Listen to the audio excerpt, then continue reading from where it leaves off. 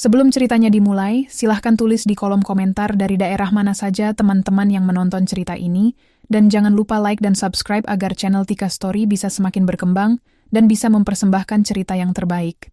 Hujan malam itu turun tanpa henti. Seolah langit pun ikut menangis menyaksikan bagaimana seorang perempuan muda diusir dari rumah yang selama ini ia sebut rumah tangga.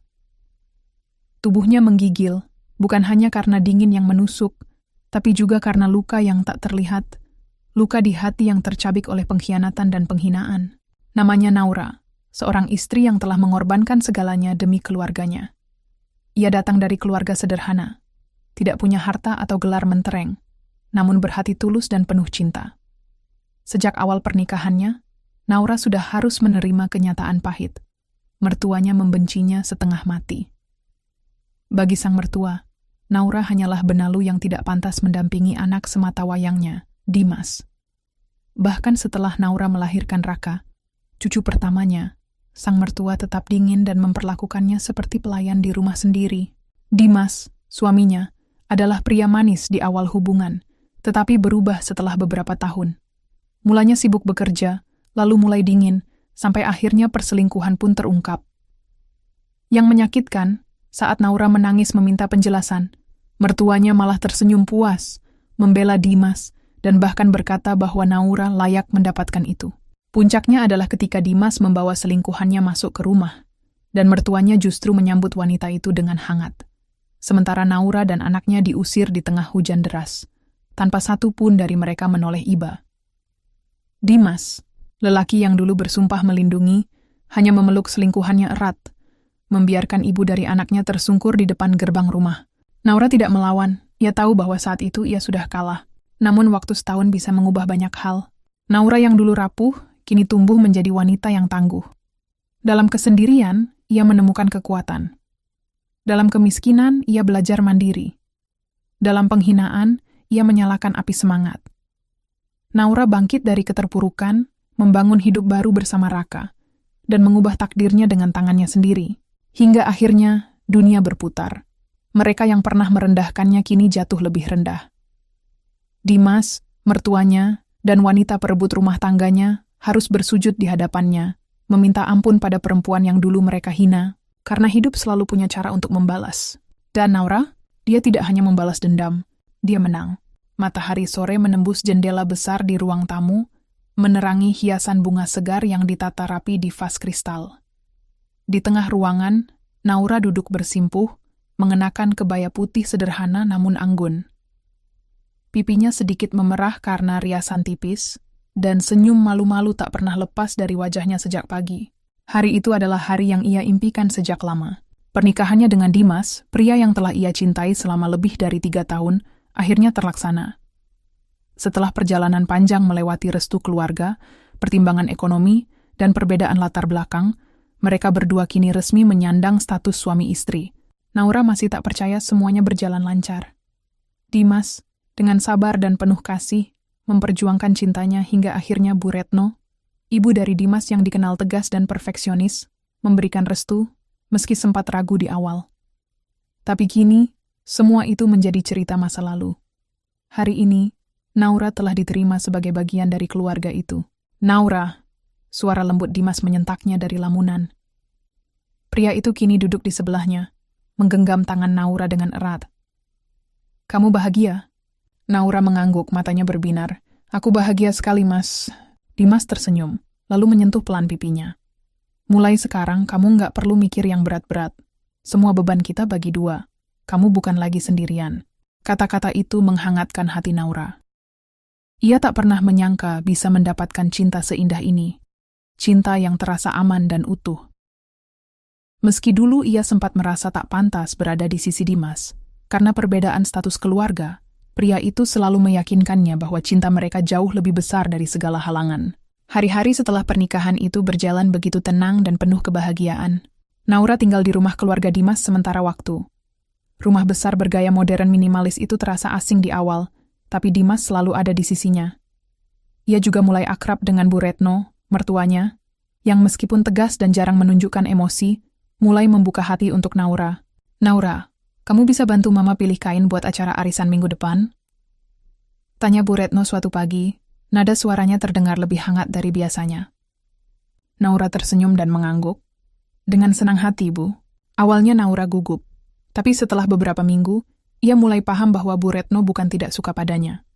Beliau hanya berhati-hati dalam menerima orang baru. Naura belajar untuk memahami ritme rumah itu. Jam makan, kebiasaan keluarga, dan aturan-aturan kecil yang berlaku. Ia juga mulai mencuri hati para pembantu rumah tangga dengan sikapnya yang ramah dan tidak pernah merasa lebih tinggi. Dimas pun tak pernah berubah. Ia tetap pria penyayang yang sama seperti dulu. Setiap pagi, sebelum berangkat kerja, ia selalu mencium kening Naura.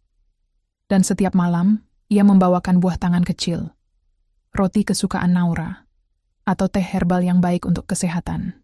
Kamu harus jaga kesehatan. Kita mau punya anak nanti kan?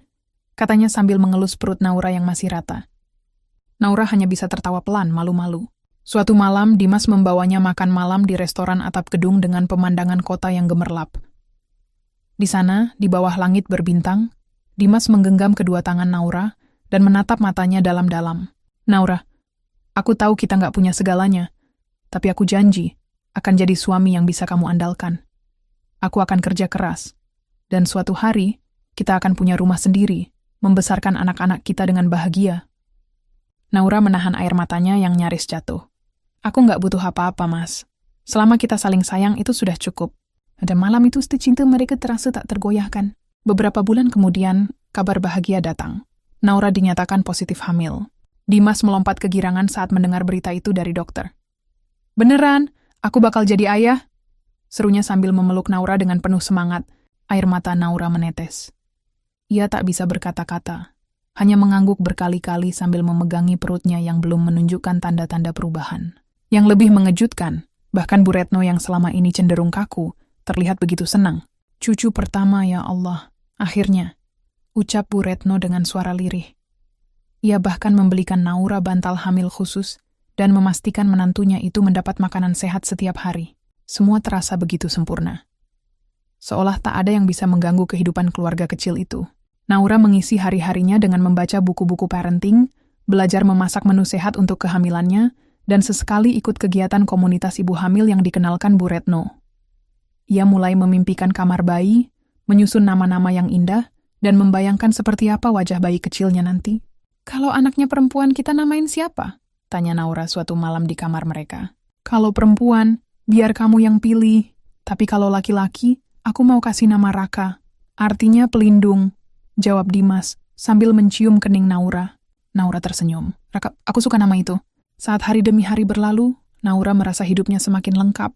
Ia tidak tahu bahwa di balik kebahagiaan ini, takdir perlahan menyusun ujian besar yang akan menguji cintanya, kekuatannya, dan seluruh keberadaannya sebagai seorang istri dan ibu. Namun untuk saat ini Naura tidak peduli. Karena di matanya, dunia adalah tempat yang indah.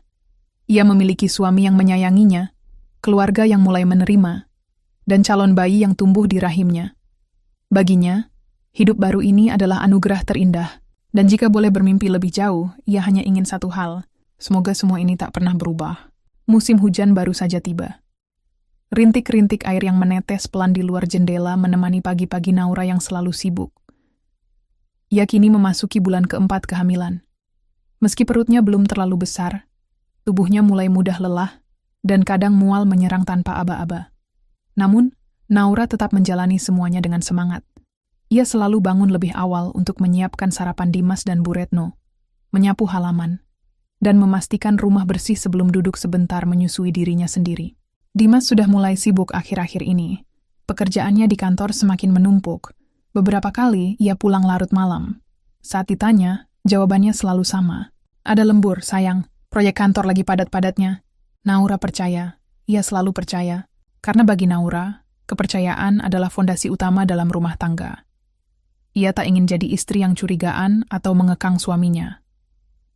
Lagi pula, setiap kali Dimas pulang, ia tetap mencium keningnya, membawa makanan kecil, dan menanyakan kabar kandungannya.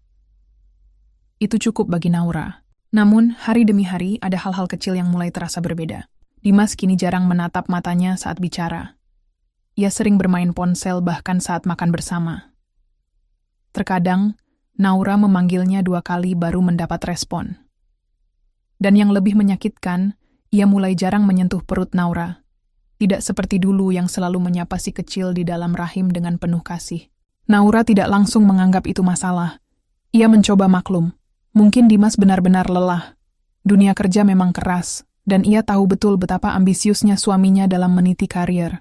Namun satu hal yang paling mengganggu adalah sikap Bu Retno yang perlahan kembali berubah dingin. Awalnya, ketika Naura baru hamil, Bu Retno terlihat senang.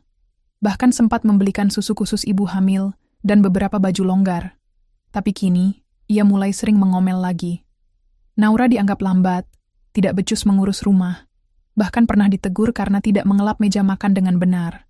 "Kamu itu sudah tinggal di rumah orang, jangan malas. Jangan cuma modal perut besar, ya," ucapnya tajam suatu pagi. Naura mengangguk pelan menahan air mata. "Iya Bu, maaf." Namun di dalam hatinya, ia mulai bertanya-tanya. Apa salahku kali ini? Suatu malam, Naura terbangun sekitar pukul 2 dini hari.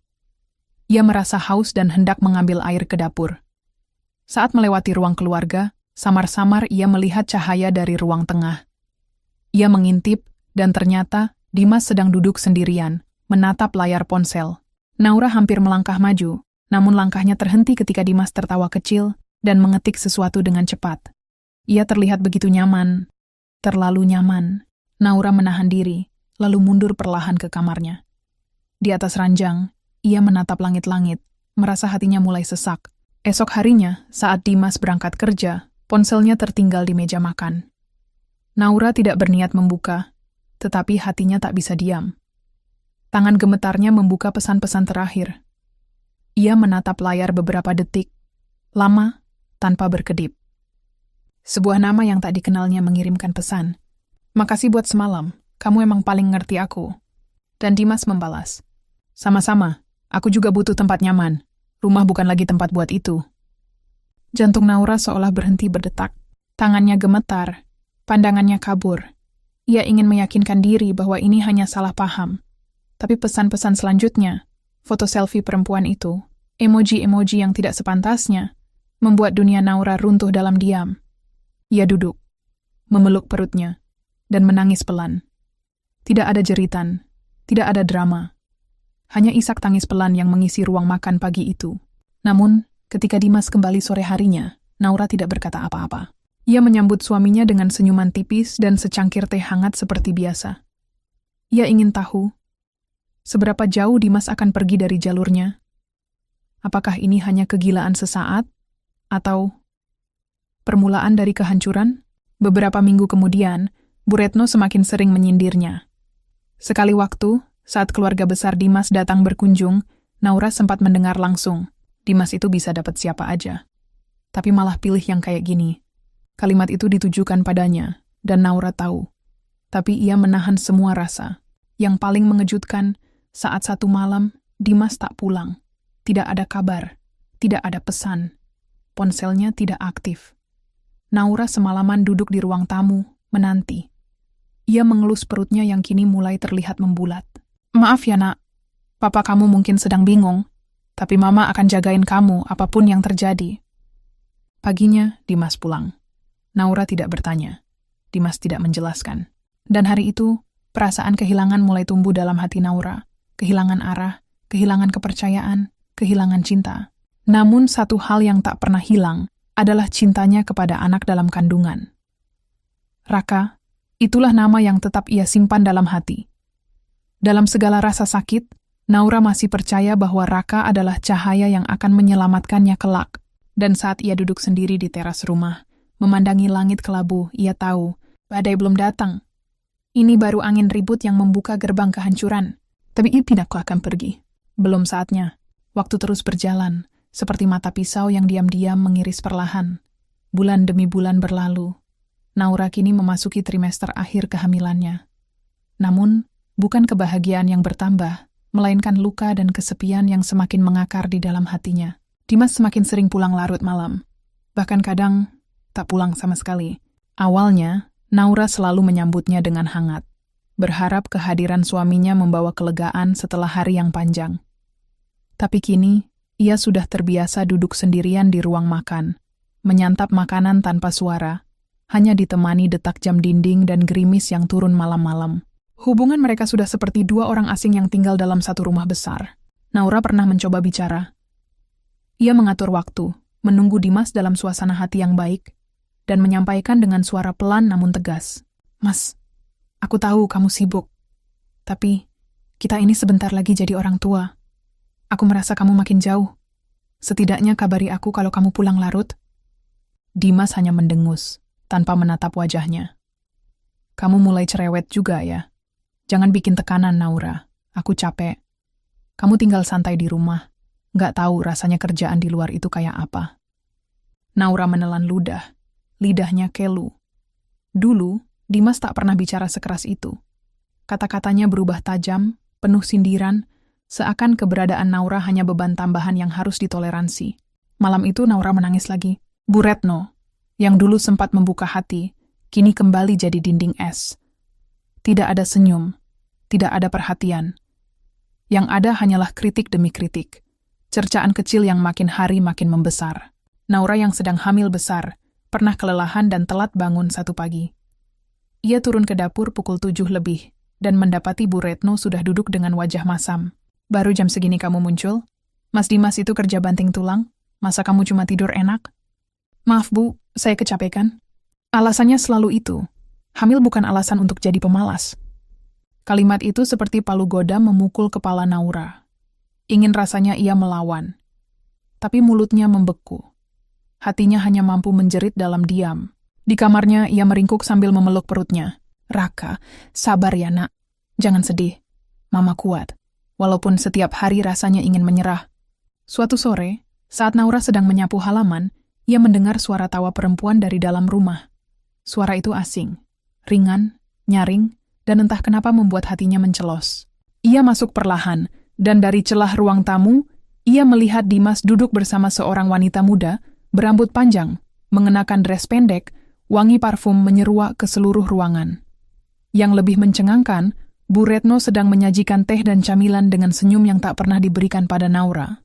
Naura hanya bisa berdiri kaku. Dimas melihatnya sekilas, lalu melirik wanita itu dan tertawa. Kenalin, ini teman lama aku, Ma. Dia butuh bantuan soal kerjaan. Namanya Nessa.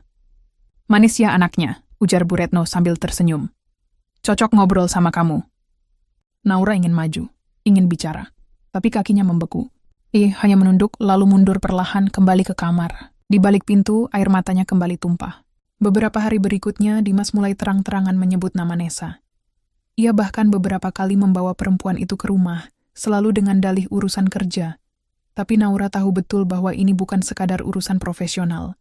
Yang lebih menyakitkan, Bu Retno tidak hanya tahu, tapi juga mendukung. Naura melihat sendiri bagaimana mertuanya menyambut Nessa dengan hangat, memuji cara berpakaiannya, tertawa bersama seperti sahabat lama. Sementara Naura dibiarkan seperti bayangan. Perlahan, ia merasa terasing di rumahnya sendiri. Puncaknya terjadi pada suatu malam yang sangat kelam. Malam yang akan terus membekas di ingatannya. Hujan turun dengan deras malam itu. Petir menyambar langit, menyisakan suara gemuruh yang mengguncang setiap jendela rumah. Naura duduk di ruang tamu, mengenakan sweater tipis dan sarung, menunggu Dimas pulang sejak sore. Perutnya mulai sakit. Bayinya mulai aktif menendang, seolah ikut gelisah. Sekitar pukul 9 malam, suara mobil masuk halaman. Naura bangkit dengan susah payah, menyambut di depan pintu. Namun, yang dilihatnya membuat tubuhnya menggigil lebih dari udara dingin malam itu. Dimas masuk dengan Nessa di pelukannya, tertawa pelan, rambut mereka basah karena hujan, tapi tangan mereka saling bertautan erat. Di belakangnya, Bu Retno memayungi mereka, lalu menoleh ke arah Naura. Wajah Bu Retno berubah garang. Masuk kamu ke kamar, jangan rusak malam ini. Naura tertegun.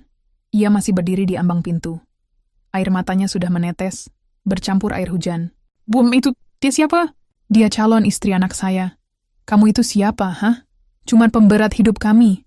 Bentak Bu Retno. Cepat kemasi barang-barangmu, termasuk anakmu itu. Keluar dari rumah ini sekarang juga. Naura menoleh ke Dimas. Suaminya hanya diam, memeluk Nessa lebih erat, dan menghindari pandangannya. Tidak ada pembelaan. Tidak ada rasa bersalah. Hanya tatapan kosong seolah Naura tak berarti. Hujan mengguyur lebih deras. Naura masih berdiri, tubuhnya mulai menggigil. Keluar Naura, jangan bikin malu.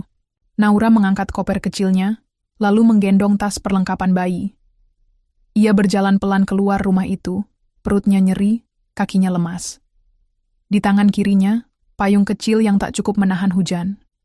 Di tangan kanannya, tas bayi dan satu kantong plastik berisi pakaian seadanya. Dimas tak menoleh, Bu Retno menutup pintu.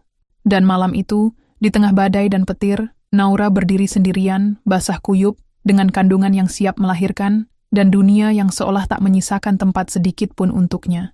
Tapi Naura tidak menjerit. Ia memeluk perutnya. Ia menatap langit. Dan ia berbisik, dengan suara lemah namun yakin. Lihat ya, suatu hari kalian akan berlutut di hadapanku. Malam itu adalah malam tergelap dalam hidup Naura. Dengan langkah lunglai, ia menyusuri jalanan basah yang sepi dan gelap, hanya berbekal payung kecil yang tak mampu melindungi seluruh tubuhnya dari hujan yang mengguyur seperti air mata langit yang menjeritkan duka. Tak satu pun kendaraan berhenti, tak satu pun orang lewat. Naura tidak tahu harus kemana. Rumah ayahnya berada di kampung yang jauh, dan ia tidak punya cukup uang untuk naik kendaraan umum. Kakinya bengkak, perutnya menegang. Rasa nyeri datang dan pergi, semakin sering dan semakin tajam. Ia tahu, waktu melahirkan sudah dekat. Ya Allah, jangan sekarang. Tolong, jangan di jalan, ucapnya lirih. Tapi tubuhnya tak mau kompromi. Langkahnya mulai goyah. Penglihatannya buram.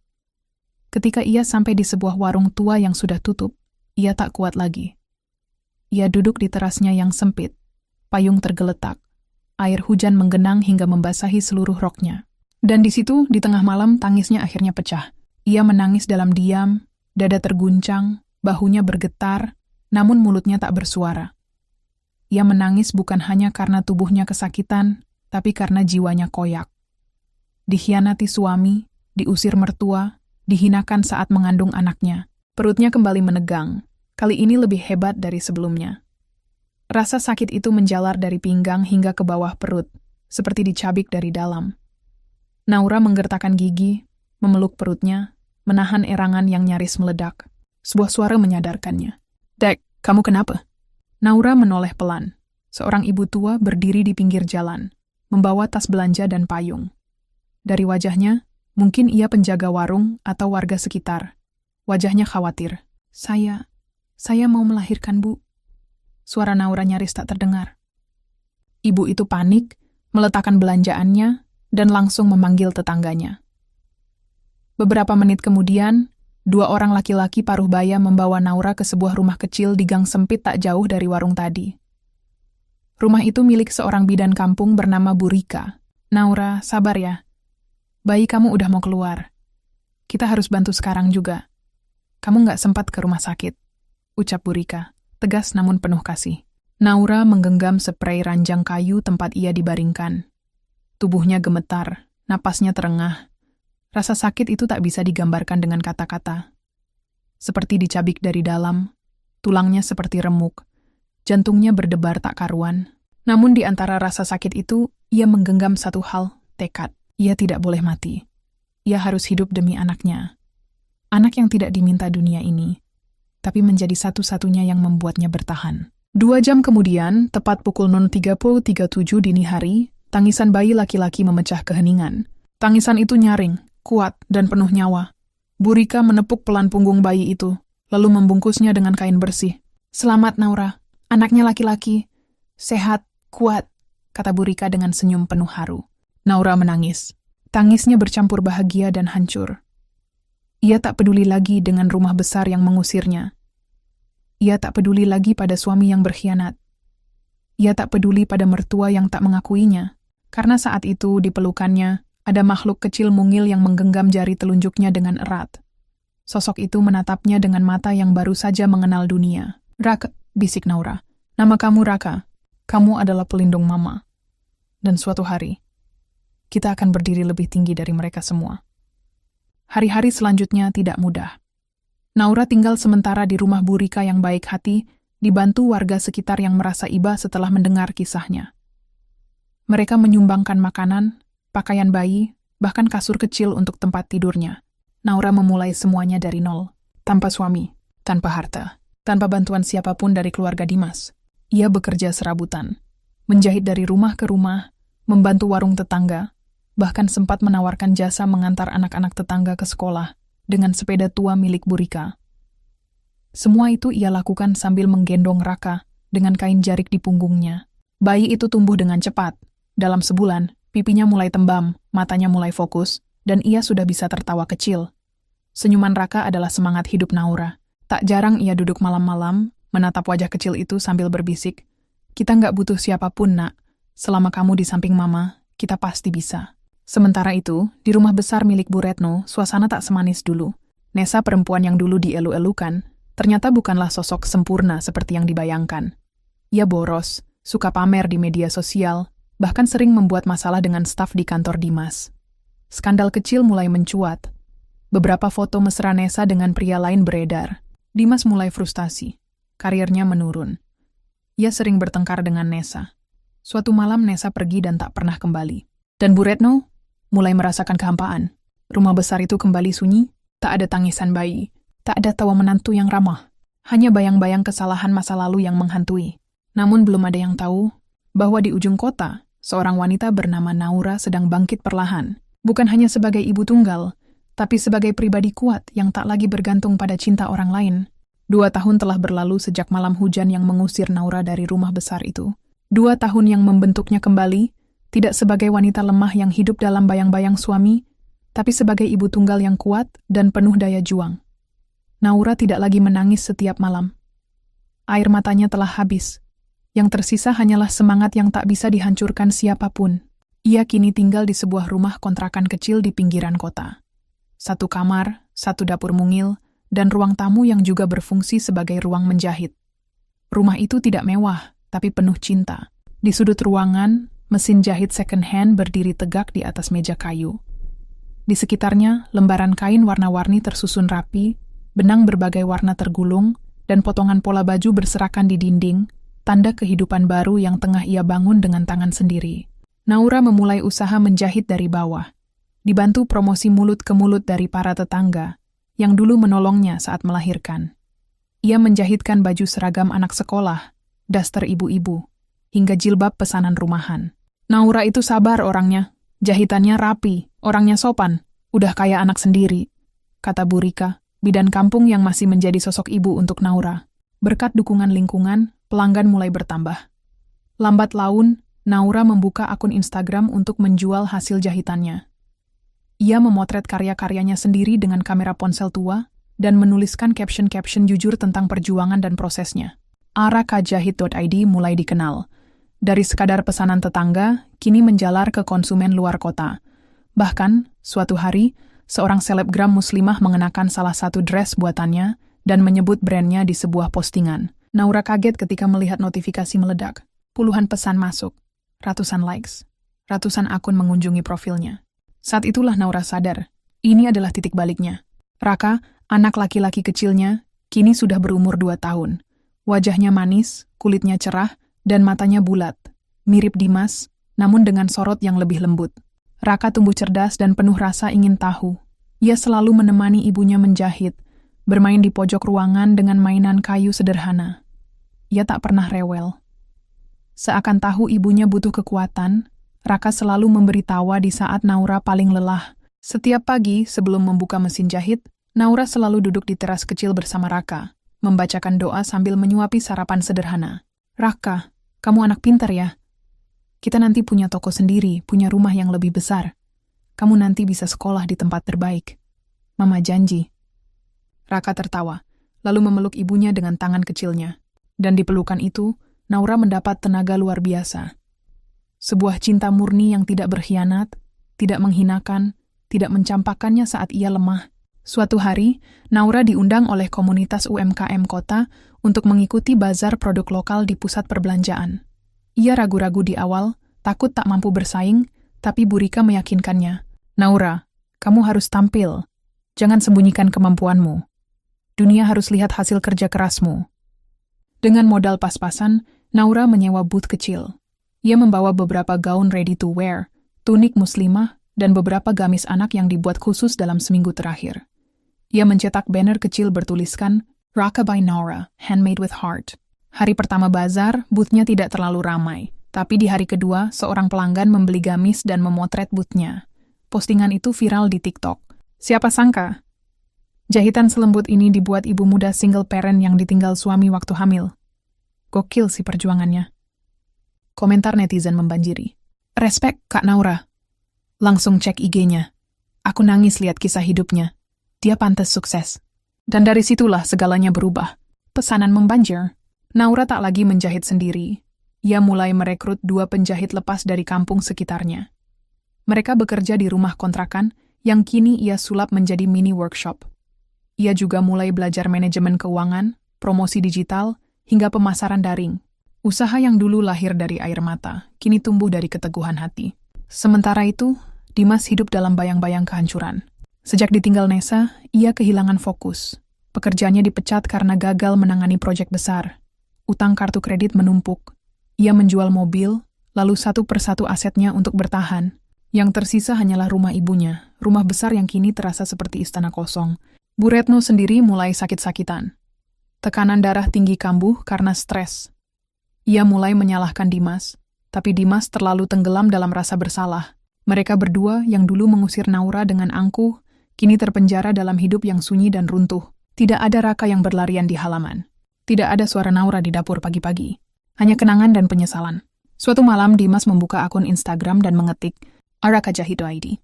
Akun itu muncul dengan ribuan pengikut. Ia menatap foto profil Naura dan Raka yang tersenyum bahagia. Matanya berkaca-kaca saat membaca bio. Dibangun dengan cinta, dihancurkan oleh pengkhianatan, dibangkitkan oleh ketulusan untuk Raka. Ia tak bisa menahan tangis. Apa yang sudah aku lakukan? Naura tak pernah menghubungi mereka. Ia tak pernah kembali. Tak pernah mengemis maaf, tak pernah berharap mereka menyesal. Namun di hatinya ia tahu, waktu akan menjawab segalanya. Dan kini, ia tak lagi berdiri di bawah kaki siapapun. Ia melangkah di atas luka, menuju masa depan yang ia ciptakan sendiri. Bersama Raka, pelita hidupnya. Langit pagi itu berwarna biru cerah. Berbeda dari hari-hari biasanya yang diliputi awan kelabu. Angin bertiup pelan, membawa aroma semangat yang baru. Di sebuah aula besar pusat perbelanjaan modern di tengah kota, berlangsung sebuah acara penghargaan UMKM tahunan yang bergengsi, Ajang Penghargaan Karya Ibu Mandiri 2025. Naura tak pernah membayangkan bahwa namanya bisa tertera di undangan VIP acara sebesar ini. Bahkan, ia sempat ragu saat menerima surat elektronik dari panitia.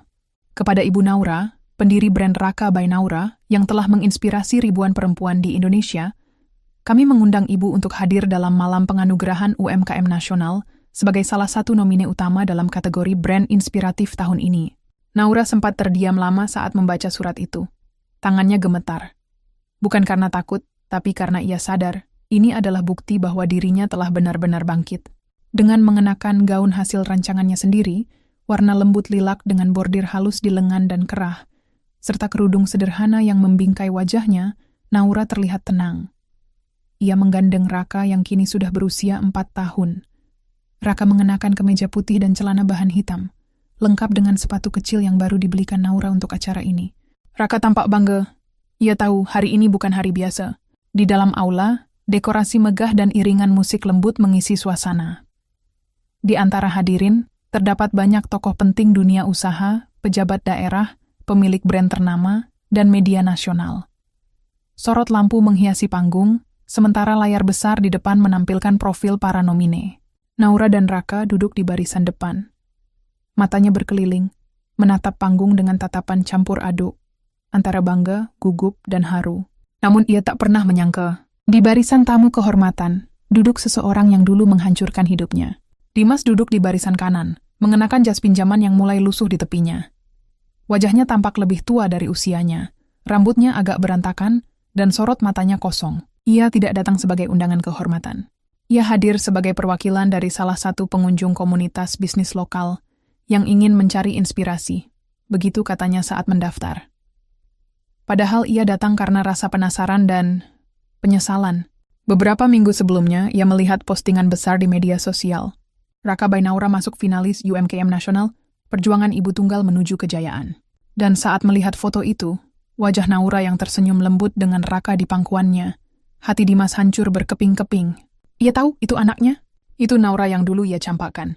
Dan malam ini, ia ingin melihat sendiri, dengan matanya sendiri, sejauh mana wanita yang dulu ia injak-injak telah melangkah. Di sisi lain aula, Duduk pula Bu Retno yang kini tampak jauh lebih tua dari usianya. Wajahnya keriput, tubuhnya kurus, dan ia kini hidup menumpang di rumah keponakan jauhnya setelah rumah besar itu disita bank. Rasa malu menelannya setiap hari, tapi rasa penasaran membawanya malam itu. Ia ingin melihat siapa sebenarnya Naura yang katanya kini jadi tokoh inspiratif nasional. Lampu panggung mulai meredup. Pembawa acara naik ke atas podium, lalu mulai membacakan nama-nama pemenang. Dan akhirnya, pada detik yang menegangkan, layar besar menampilkan tulisan, "Brand inspiratif tahun ini, Raka by Naura." Seluruh ruangan bergemuruh tepuk tangan. Kamera media menyorot ke arah Naura, yang perlahan berdiri sambil memeluk Raka. Ia melangkah maju, tubuhnya gemetar, bukan karena takut, tapi karena momen ini adalah puncak dari segala rasa sakit dan perjuangan. Naura naik ke atas panggung. Sorot lampu kini penuh padanya. Wajahnya tetap tenang, senyumnya lembut.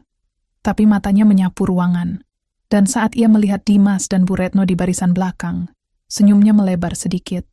Bukan sombong, bukan mengejek, tapi penuh kemenangan. Ia menerima piala dari Menteri Koperasi dan UMKM.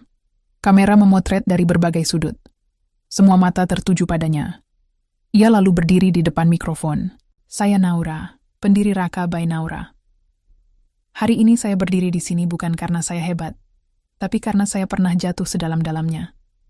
Saya diusir saat hamil tua, dikhianati, dihina, dan hidup tanpa harapan.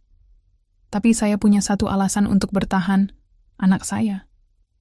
Hari ini, saya ingin bilang pada semua perempuan yang pernah disakiti, kita tidak perlu balas dendam dengan kemarahan. Balaslah dengan keberhasilan. Biarkan dunia yang bersujud karena kita tidak menyerah." Suasana hening, banyak mata berkaca-kaca, termasuk mata Dimas dan Bu Retno. Acara selesai. Naura turun dari panggung dan berjalan keluar aula. Raka memeluk pialanya dengan bangga, sementara para tamu menyapanya dengan hangat. Tiba-tiba dari kerumunan Dimas melangkah maju. Naura berhenti. Suara itu, suara yang dulu membuat hatinya luluh, kini hanya terdengar asing. Dimas berdiri dengan kepala menunduk. Matanya merah. Aku minta maaf atas semua yang sudah aku lakukan. Aku sadar, aku menghancurkan orang yang paling mencintaiku. Naura tidak menjawab. Lalu Bu Retno menyusul. Tubuhnya lemah, namun ia memaksakan diri berdiri tegak. Aku juga minta maaf, Naura. Kamu terlalu baik untuk anakku. Dan aku buta oleh kebencian. Naura menatap mereka berdua, lalu menunduk melihat Raka, yang kini menggenggam tangannya erat. "Maaf?" Naura akhirnya bicara. Suaranya datar. "Dulu saat aku minta tolong, kalian menutup pintu. Sekarang saat aku berdiri di sini, kalian datang dengan tangan kosong." Dimas jatuh berlutut. Bu Retno ikut tersungkur di sampingnya. "Naura, kami tidak punya siapa-siapa lagi. Kami hancur." Naura menghela napas dalam. "Maaf memang bisa menyembuhkan, tapi luka yang kalian tinggalkan tidak bisa dilupakan begitu saja." Ia menatap mereka dengan mata yang tak lagi penuh dendam, hanya ketegasan dan kekuatan seorang wanita yang telah melalui neraka. "Bangkitlah, karena aku sudah bangkit. Tapi jangan harap aku akan menarik kalian naik. Kalian memilih jalan kalian sendiri." Naura menggandeng Raka dan melangkah pergi. Langkahnya mantap. Sorot matanya tajam. Dan di belakangnya, dua sosok yang dulu angkuh kini bersujud di lantai aula. Bukan karena hormat, tapi karena kekalahan telak. Dunia seolah terbalik. Jika dulu Naura harus berjalan dalam hujan dengan kandungan besar dan tas seadanya, kini langkahnya mantap di antara lorong butik modern miliknya sendiri. Ber-AC dingin, dinding kaca yang memantulkan bayangannya, dan tulisan emas besar di pintu utama. Raka by Naura. Bukan lagi sekadar nama merek, tapi kini sudah menjelma menjadi kerajaan kecil milik seorang wanita yang pernah diinjak, diremehkan, dan ditinggalkan di titik terendah hidupnya. 3 tahun sejak penghargaan UMKM nasional itu, hidup Naura berubah drastis. Ia menerima banyak tawaran kerjasama, kolaborasi dengan influencer modeswear, bahkan beberapa investor fashion lokal yang ingin membeli saham usahanya. Namun Naura menolak banyak tawaran besar. Bukan karena sombong, melainkan karena ia bertekad menjaga nilai inti dari mereknya. Dari tangan perempuan, untuk perempuan, ia memperluas lini produksi. Dari menjahit sendiri di ruang kontrakan, kini Naura memiliki workshop berukuran besar di sebuah kawasan industri kecil di kota. Di dalamnya, Lebih dari 25 ibu rumah tangga dan janda bekerja sebagai penjahit, pemotong kain, dan pengemas. Semua diberi gaji layak, jam kerja manusiawi, bahkan fasilitas daycare kecil bagi yang membawa anak balita. Aku dulu pernah dibuang saat sedang mengandung. Sekarang aku ingin jadi tempat perempuan lain bisa bertumbuh dan dihargai, ujar Naura saat diwawancarai oleh media lokal. Naura tak hanya membangun bisnis, ia membangun komunitas. Setiap bulan, ia mengadakan pelatihan gratis menjahit dan manajemen usaha kecil di ruang komunitas butik miliknya. Ratusan perempuan dari kampung sekitar datang bergantian. Naura mengajar sendiri, menceritakan kisahnya, dan memotivasi mereka. Kita ini seperti benang. Terlihat lemah, kecil, kadang kusut. Tapi saat dijahit dengan sabar, kita bisa jadi karya indah yang menghangatkan orang lain. Dan Raka kini sudah masuk TK. Anak itu tumbuh menjadi anak laki-laki yang cerdas dan mandiri. Ia belajar membaca lebih cepat dari teman-temannya, menyukai buku, dan gemar membantu ibunya membungkus paket baju. Setiap kali paket selesai, ia akan menempelkan stiker kecil berbentuk bintang dengan tulisan "Thank you from Raka". Naura mengajari Raka tentang kesederhanaan, kerja keras, dan menghargai setiap proses. Kadang, saat malam tiba dan Raka sudah tertidur, Naura duduk sendiri di beranda rumah barunya. Sebuah rumah minimalis hasil cicilan tahun pertama setelah sukses besar dan menatap langit. Ya tidak, berterima kasih. Pada luka, pada hujan, pada pengkhianatan. Sebab semua itu menjadi bahan bakar kebangkitan yang membuatnya jadi seperti hari ini. Namun tak semua menyambut sukses Naura dengan sukacita. Di gang sempit pinggiran kota yang dulu menjadi tempat tinggal sementara Naura pasca terusir, dua sosok yang pernah sangat berkuasa, Dimas dan Bu Retno, kini tinggal dalam rumah sewaan yang nyaris roboh. Dimas bekerja sebagai sales paruh waktu di sebuah toko elektronik kecil. Gajinya tak cukup untuk menyambung hidup, apalagi menanggung biaya obat-obatan ibunya yang kini menderita komplikasi. Setiap pagi Dimas berangkat kerja dengan sepeda butut, melewati baliho besar yang terpampang di jalan utama. Raka by Naura, koleksi raya 2020, kini hadir di 12 kota. Wajah Naura tersenyum di spanduk itu. Raka berdiri di sampingnya dengan baju koko putih dan peci kecil. Dimas menunduk setiap kali melewati baliho itu. Bukan karena malu, tapi karena hati dan harga dirinya telah lama hancur. Bu Retno lebih parah. Rasa menyesalnya begitu dalam hingga membuatnya sulit makan. Setiap kali ia melihat ibu-ibu muda memakai dress dari Naura di pasar, ia hanya bisa mengusap wajah dan berbisik, "Itu dulu menantuku." Suatu hari, saat Dimas pulang kerja, ia menemukan ibunya duduk termenung di depan TV, menonton siaran talk show yang menampilkan Naura. Naura tampil dengan pakaian modest, riasan minimalis, dan suara yang tenang namun penuh makna. "Saya memulai semua dari nol." Tapi nol bukan berarti kosong. Nol adalah titik awal untuk membangun dari dasar. Saya percaya, ketika kita tidak punya siapa-siapa, kita akan bertemu dengan diri kita yang sesungguhnya.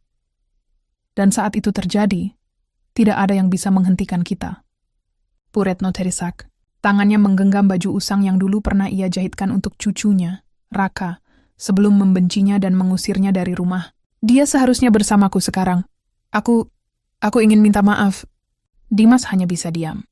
Penyesalannya sudah tak bisa lagi diucapkan dengan kata-kata. Sementara itu, Naura diundang oleh Kementerian Perempuan untuk menjadi pembicara dalam program pemberdayaan perempuan nasional. Ia juga diminta menulis buku tentang kisah hidupnya. Judul bukunya, Air Mata Tak Pernah Sia-Sia. Buku itu meledak di pasaran, menjadi bestseller dalam sebulan. Dalam waktu singkat, kisah Naura dikenal luas, bahkan dilirik oleh produser untuk dijadikan film televisi. Naura menolak tawaran yang merendahkan kisahnya dan berkata, "Aku tidak menjual penderitaanku untuk hiburan, tapi aku akan mengajarkan bahwa setiap luka bisa jadi bahan bakar." Suatu sore, Raka pulang dari sekolah dengan membawa kertas. "Mama, Raka disuruh gambar keluarga." Naura tersenyum dan melihat kertas itu. Gambar sederhana, ada gambar anak kecil dan seorang wanita dengan jilbab dan senyuman besar. Di bawahnya tertulis, "Keluarga Raka, Mama adalah pahlawan." Naura memeluk Raka erat-erat. Air matanya menetes lagi, bukan karena luka, tapi karena rasa syukur yang tak bisa dibendung. Naura kini bukan hanya ibu tunggal, ia adalah pengusaha. Ia adalah pemimpin komunitas. Ia adalah simbol kekuatan perempuan yang tidak hanya bangkit, tetapi membangun kerajaannya sendiri. Dan nama kerajaannya? Raka. Dinamai dari anak yang lahir di malam hujan, saat dunia mencampakkannya, tapi justru menjadi pelita di tengah gelap. Musim hujan kembali datang. seolah mengingatkan Naura pada hari kelam saat ia diusir. Basah kuyup, dengan kandungan besar, dan dunia yang seolah memusuhinya. Tapi kini, ia duduk di balik meja kerja dari kayu jati di lantai 2 butiknya yang megah. Hujan di luar hanyalah bunyi latar bagi pikirannya yang kini tenang. Raka sedang bermain di ruang kecil yang disediakan khusus di lantai 2. Ia menggambar robot dan pesawat dengan spidol warna-warni. Sesekali ia tertawa sendiri, lalu memanggil Naura untuk memperlihatkan gambarnya. Di setiap senyum anak itu, Naura melihat seluruh tujuan hidupnya. Telepon meja berdering. Sekretarisnya, Vina, mengabarkan bahwa ada 2 tamu tanpa janji yang memaksa ingin bertemu langsung. Mereka bilang ini penting, Bu. Katanya keluarga Ibu. Naura mengernyit. Siapa? Tanyanya walau dalam hatinya sudah punya firasat. Seorang pria bernama Dimas dan wanita tua, Retno. Nama itu seperti petir di musim hujan. Dingin, tajam, tapi tidak lagi menyakitkan. Naura menarik napas panjang. Biar mereka naik. Dimas dan Bu Retno kini hanyalah bayangan dari siapa mereka dulu. Dimas mengenakan jaket tipis yang warnanya sudah pudar, celana kain yang terlalu panjang, dan sepatu robek di ujung. Wajahnya kuyu, rambut acak-acakan, dan tubuhnya lebih kurus dari terakhir kali Naura melihatnya di aula penghargaan 3 tahun lalu. Bu Retno lebih menyedihkan lagi. Duduk di kursi roda dorong, selimut tipis menyelimuti kakinya yang membengkak. Wajahnya pucat, kulitnya keriput, dan tangan yang dulu menampar Naura kini gemetar hebat. Ketika mereka memasuki ruang kerja Naura, suasana langsung sunyi. Raka yang sedang menggambar terdiam, lalu dengan cepat berjalan ke arah ibunya dan berdiri di sampingnya, memegang tangan Naura erat-erat. Dimas dan Bu Retno tertegun melihat Raka. Anak yang dulu mereka abaikan kini berdiri gagah di butik milik ibunya. Naura tetap duduk. Ia tidak berdiri untuk menyambut. Ia hanya menatap mereka berdua dengan pandangan netral. Ada keperluan apa? Tanyanya dingin. Dimas menunduk. Matanya sudah basah bahkan sebelum kata pertama keluar. Naura, kami datang bukan untuk membuat masalah. Kami hanya butuh bantuanmu. Naura tidak bereaksi. Bu Retno mencoba bicara, tapi suaranya serak, parau, nyaris tak terdengar. Naura, aku sakit. Penyakitku butuh pengobatan rutin. Rumah kontrakan kami sudah mau digusur. Kami tak punya siapa-siapa lagi. Kami sadar. Kami salah. Kami terlalu jahat. Naura menatap ibunya mantan suami itu. Dulu, wanita itu seperti singa betina. Kini hanya seperti domba tua yang tersesat. Baru sekarang kalian sadar aku manusia? Tanyanya pelan. Dimas langsung berlutut. Naura, aku mohon. Aku udah gak punya harga diri. Aku tahu aku hancurin kamu. Tapi sekarang, tolong kami. Sekali ini saja. Naura menatap Raka yang memandang Dimas dengan kebingungan. Ini siapa, Ma? Tanya Raka polos. Naura tidak langsung menjawab. Ia lalu menunduk pada anaknya dan berkata, Nak, ini orang yang pernah Mama percaya. Tapi dia mengkhianati Mama dan meninggalkan kamu sebelum kamu lahir. Raka mengernyit. Kenapa? Naura menatap Dimas lurus. Karena dia pengecut. Dimas menangis. Tubuhnya bergetar. Tangannya menggenggam lutut, seperti ingin merunduk serendah mungkin. Naura, aku rela bersujud. Aku rela disuruh apa saja.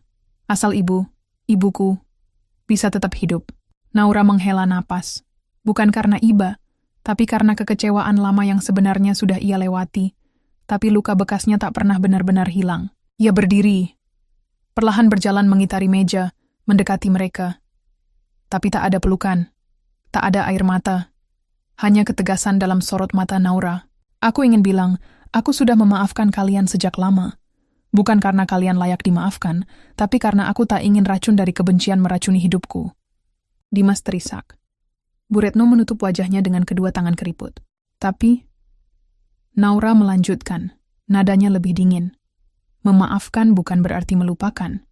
Aku bukan tempat penampungan untuk kalian yang dulu membuangku. Mereka berdua terdiam. Aku akan bantu kalian, lanjut Naura. Tapi bukan sebagai keluarga.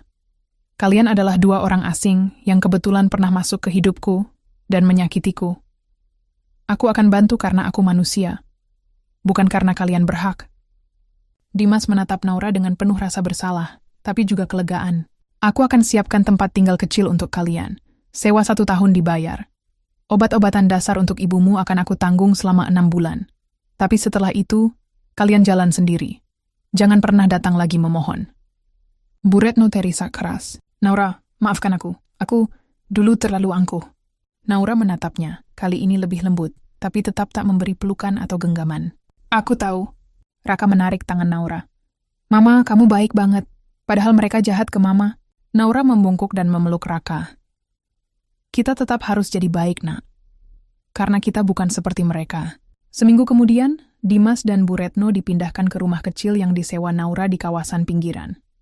Mereka mendapatkan kasur, obat, dan kebutuhan pokok secukupnya. Naura mengirim tim dari yayasan yang ia bentuk, Raka Foundation, untuk membantu mengatur semuanya. Namun setelah itu ia tak pernah menengok lagi. Ia tidak memeriksa kabar mereka.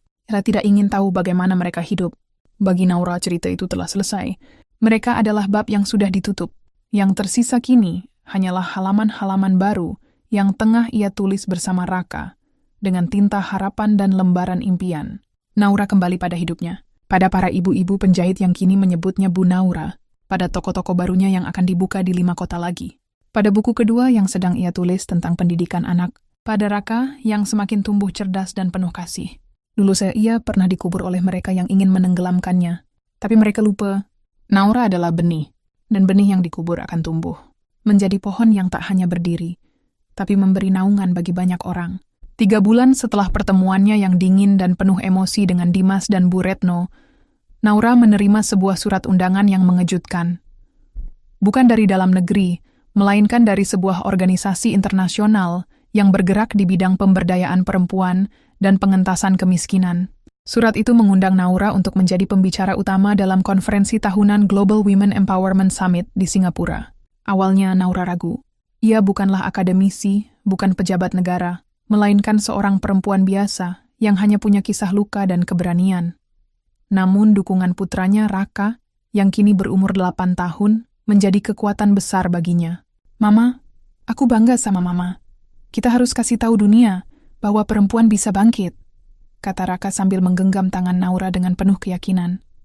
Malam sebelum keberangkatan, Naura duduk termenung di teras rumah. Lampu-lampu kota berkelap-kelip di kejauhan, menandakan dunia luar yang begitu luas dan penuh peluang. Ia menulis naskah pidato dengan hati-hati. Bukan sekadar cerita, tapi pesan bagi perempuan-perempuan yang pernah merasa putus asa.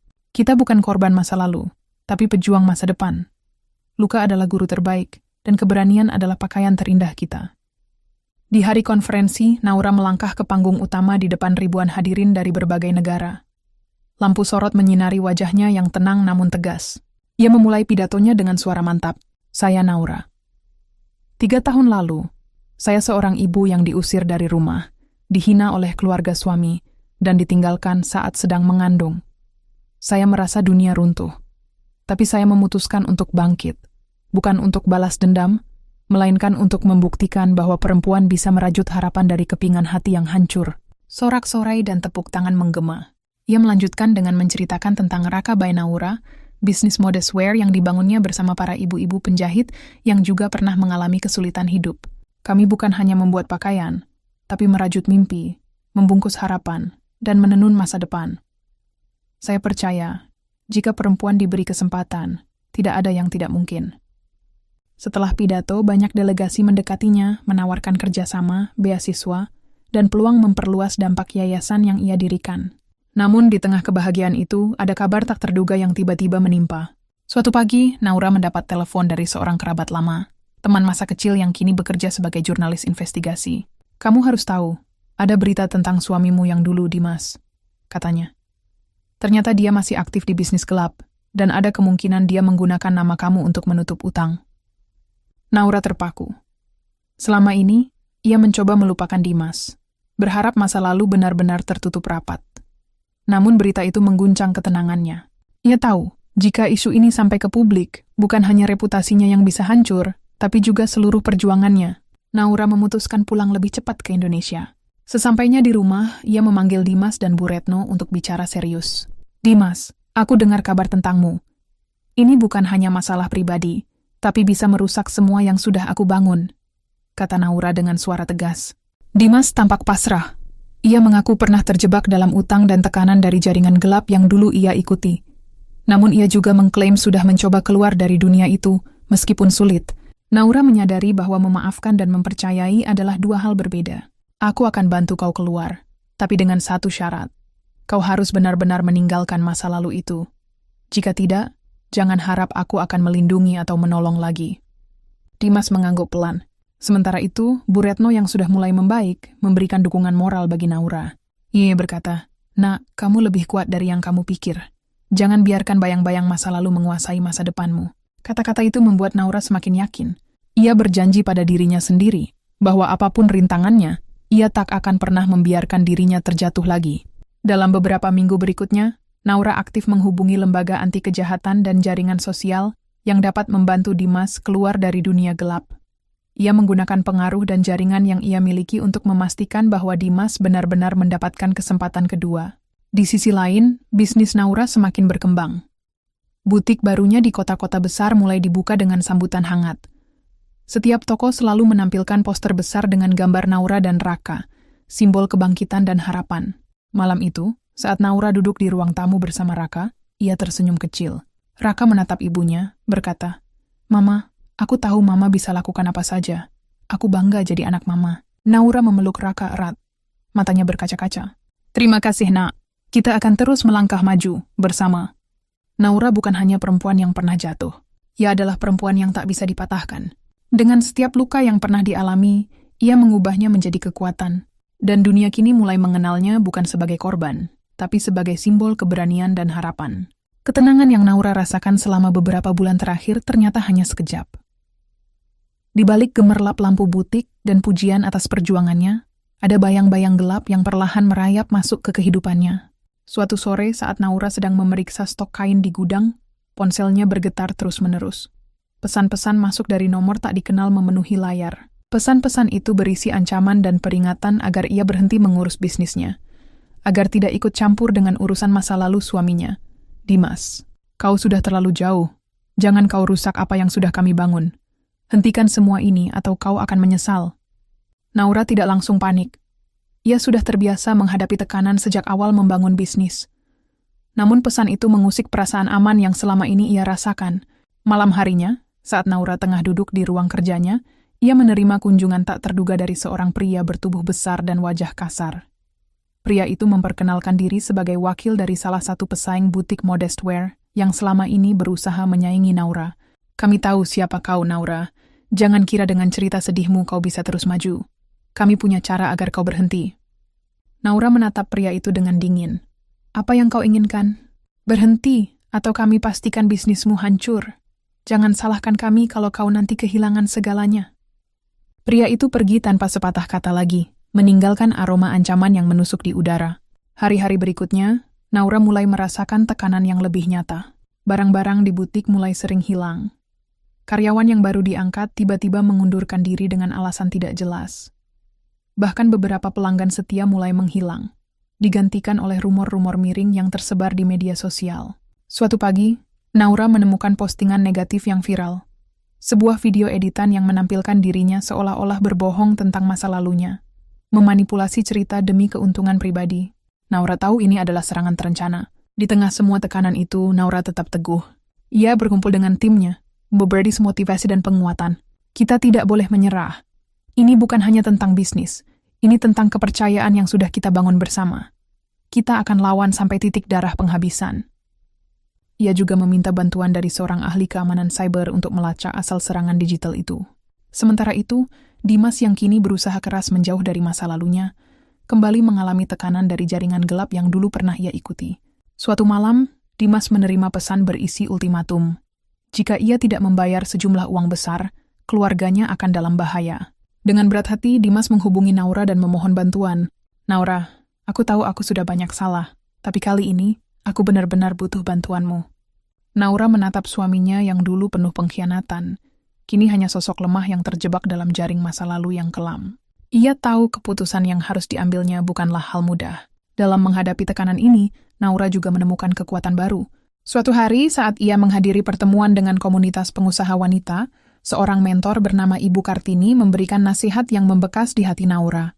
"Naura, perempuan yang kuat bukan hanya yang bisa bertahan menghadapi badai, tapi yang bisa mengubah badai itu menjadi angin yang mengarahkan kapal mereka ke arah yang lebih baik." Pesan itu menjadi pegangan Naura. Naura berdiri di depan cermin, menatap wajahnya yang lelah tapi penuh tekad. Aku tidak akan biarkan masa laluku menghancurkan masa depanku. Aku bukan lagi korban. Aku adalah pejuang. Udara dingin pagi itu terasa menusuk hingga ke tulang. Namun Naura berdiri tegap di depan kaca besar butik barunya, memandang keluar jendela yang menghadap ke jalan raya yang mulai ramai. Bisnis yang ia bangun dengan penuh keringat dan air mata kini menghadapi ancaman terbesar sepanjang perjalanan. Pesaing yang licik, tekanan dari masa lalu suaminya, serta rumor buruk yang mencoba merusak reputasinya seakan bersatu menyerang dari segala arah. Namun hari ini Naura tidak lagi sendiri. Di sampingnya berdiri Vina, sekretaris sekaligus sahabat setianya, serta beberapa staf yang setia dan penuh semangat. "Mama, kita pasti bisa lewati ini," ucap Vina sambil mengepalkan tangan. "Aku sudah siapkan strategi PR dan legal untuk lawan fitnah itu." Naura mengangguk. "Kita tidak boleh lengah. Ini pertarungan terakhir kita." Di sisi lain kota, Dimas berjalan di gang sempit yang remang-remang, berusaha menghindari bayang-bayang yang terus mengintai. Malam itu, ia mendapat pesan baru dari jaringan gelap yang mengancam keselamatan keluarganya jika tidak segera membayar hutang yang terus membengkak.